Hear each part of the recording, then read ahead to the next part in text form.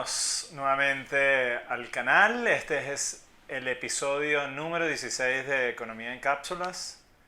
El tema de esta semana tiene que ver con algo que nos ocupa a todos. No solamente nos ocupa, nos preocupa. Es un tema que he discutido en diferentes instancias. Y de esas discusiones nace la urgencia y la importancia de abordar este tema, y tiene que ver con la misma pandemia, el confinamiento y sobre todo la parte de las vacunas. Todo está relacionado, como ustedes saben, pero hoy creo que estamos en un punto donde la inacción de parte del gobierno es clara, donde no tenemos ni siquiera un plan serio de vacunación, donde pareciera que se entorpecen las iniciativas de traer vacunas a Venezuela. Entonces vale la pena tomarnos unos minutos y hablar de este tema, ¿no?, que es importante. Lo primero, hay varios puntos que quiero tocar. Lo primero es que Venezuela, el enfoque que le va a dar es económico, porque es mi especialidad. Después sí, vamos a tocar algo de lo sanitario, algo de estadísticas, pero me voy a concentrar en lo económico. Ojo que no es lo importante, hay un balance entre lo económico y lo sanitario, lo que respecta a salud, y no le quiero restar importancia a salud, solamente me enfoco en lo económico es el área de experticia de econométrica y a la que yo me dedico más que a otros temas. Esta crisis, la crisis venezolana, la crisis económica es prepandémica, es decir, nos agarra la pandemia con 7, 8 años de contracción económica, de perder 3/4 o 2/3 de la economía venezolana. Estamos en depresión económica, sin estar en guerra, pero el comportamiento es muy parecido al de un país en guerra. Entonces ya era de por sí una situación complicada. Un país con hiperinflación que ha hecho demasiado daño, y también se puede atar con el mismo colapso de la producción de bienes y servicios, de la contracción económica. Y en tercer lugar, solamente para nombrar 3 puntos, ya de esto pudiésemos hablar más adelante, y es una realidad que a todos ustedes les toca vivir diariamente, pero también una crisis de servicios tremenda, de servicios públicos, de los distintos servicios, y en los últimos meses también crisis de combustible, tanto de gasolina como de gasoil. Entonces ese es como el marco en el cual llega la pandemia. El gobierno, entendiendo que no tenemos los recursos ni financieros ni de instancias de salud para abordar una crisis como esta, nos confinaron temprano. Eso sí hay que decirlo, nos confinaron temprano, un confinamiento que también coincidió con una escasez prácticamente absoluta de gasolina. Eso hizo que durante el segundo trimestre del año pasado prácticamente estamos todos encerrados en nuestras casas. Pero es una cuarentena de larga data. Ese es mi punto. O sea, nos confinaron temprano, quizás antes de otros países, pero eso también tiene unas consecuencias en lo económico y sobre todo en las empresas, quienes vieron o tienen ya un tiempo importante con una actividad económica mucho menor de la que pudiesen tener en una economía medianamente normal.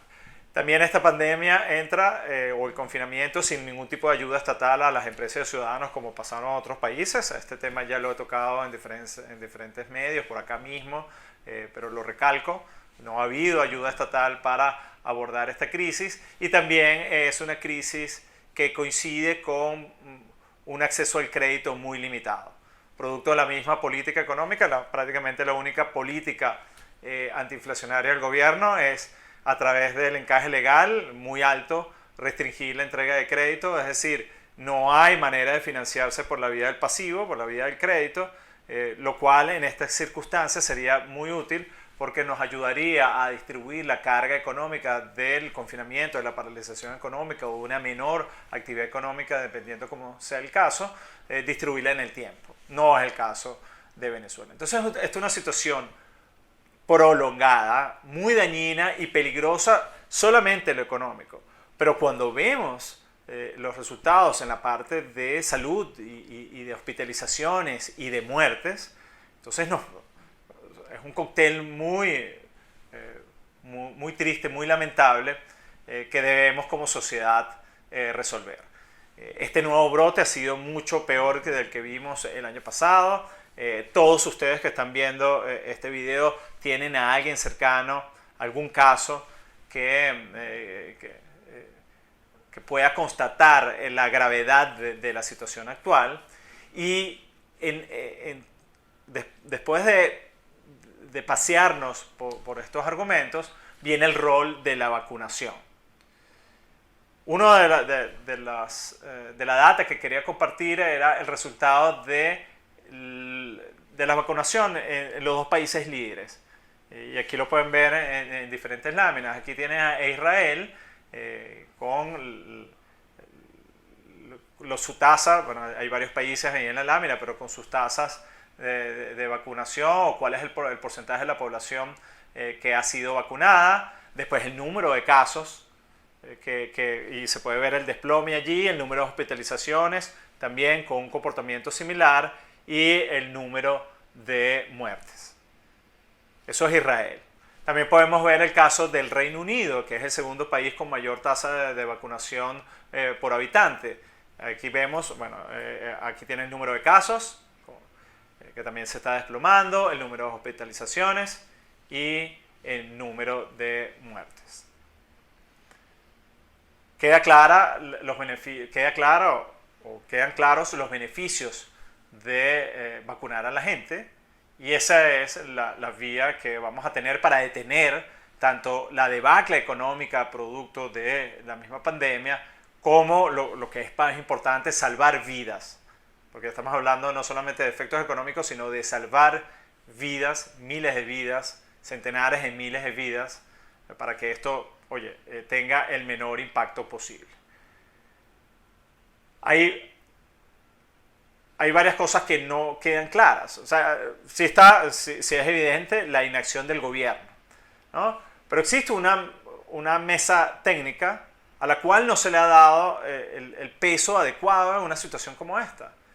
También, por otro lado, que yo no sé si pasó por esta mesa técnica, está la iniciativa de Fede Cámaras, la del COVAX sí pasa por esa mesa técnica, pero esas dos iniciativas han sido frenadas por el gobierno, algo que cuesta entender.